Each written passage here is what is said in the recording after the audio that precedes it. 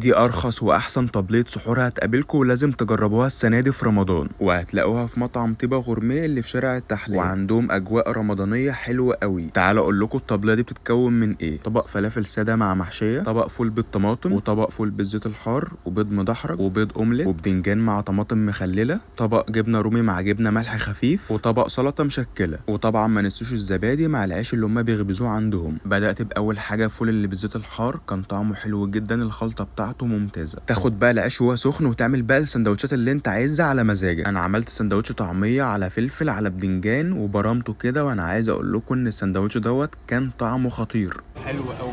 عملت ميكس بين الجبنه الرومي كده والبيض المدحرج، وحطيت عليهم خس كده من فوق. ميكس حلو وخفيف وعجبني جدا. ونحبس بالزبادي ننزل عليه بالعسل كده، وكان طعمه حلو جدا. وبيجي مع صينيه السحور الفطير المشلتت كده مع العسل الاسود ومع الطحينه مع القشطه، وكان طعمه عالمي. وسعر طبلة السحور مع الفطير 99 ريال بس.